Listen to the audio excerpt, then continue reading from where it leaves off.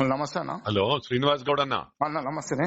నీకు తొందరపడకు. పార్టీ గట్టిగా అయితే నీకు ఫ్యూచర్ ఉంటది. నీకు ఏదంటే అది చేస్తా నేను తర్వాత. ఎందుకంటే ఆడ మొత్తం బయట ప్రచారం ఏముండే, రెడ్డి ఒక్కరు లేరీలకు దారుణం అంటే నేను సంతోష్ రెడ్డికి ఇద్దరికి ఆఫర్ ఇచ్చిన. ముందే తెలిస్తే వాళ్ళు ట్రాప్ చేస్తారని చెప్పి ఇవ్వడం, ఎవరు ముందు వస్తే అలా కండువా కప్తా అని వేరే ఉద్దేశం లేకుండే. సంతోష్ రెడ్డిని శోభరాణి తెస్తానది 3-4 రోజులు ఆమెను అడిగిన, వస్తుండు రేపు వస్తున్నాడు. ధన్మని సిద్ధరామరెడ్డిని బట్కరాగానే వేసేసిన కండువా.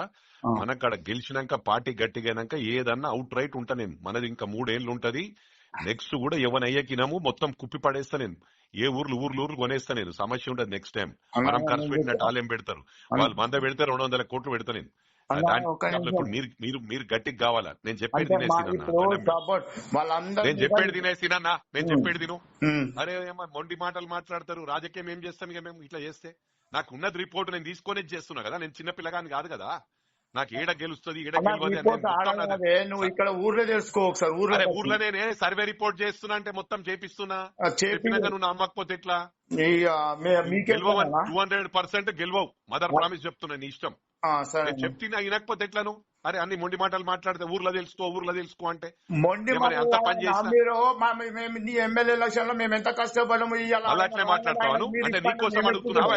నువ్వు వేరే వాళ్ళకి చేసి అడుగుతున్నా, నీకోసం అడుగుకుంటావాను అంటే మొక్కమే చేసిన ఊరంతా చేసి కదా.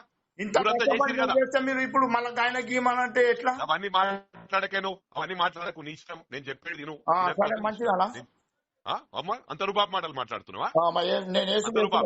నేను వేస్తాను అంత రూపాపు మాటలు అని మెంబరే గెలలేవు నువ్వు. మళ్ళీ పనికిరాని మాటలు మాట్లాడుతున్నావు. సీతారామరెడ్డి గెలిచి నాన్న 2 మాటలు ఆయన కూడా గెలవాలి.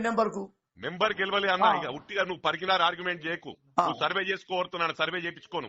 సర్వే అందరు నన్ను ఏమని చెప్తారు. నువ్వు బయట వాళ్ళతో ఎవడో 2-3 కొట్టోళ్ళు చెప్తే ఇంటవాను. వాళ్ళు అన్న ఒక నిమిషం నీకు ఒక్కసారి చెప్పేదాకా ఈయన మాట్లాడినప్పుడు అర్థమైంది నీది. నీ మాట్లాడే విధానం. ఏమంటున్నా ఊర్లో రోడ్లు నాకు తెలుసు. ఏమో అన్ని నడుపుతా ఉన్నావు.